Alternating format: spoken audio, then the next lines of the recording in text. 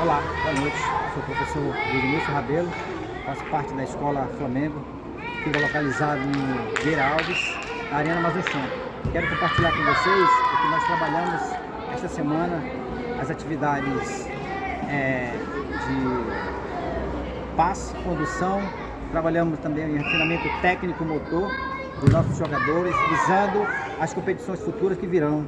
E também trabalhamos também o espaço e a aproximação junto também com a marcação em cima dos nossos jogadores.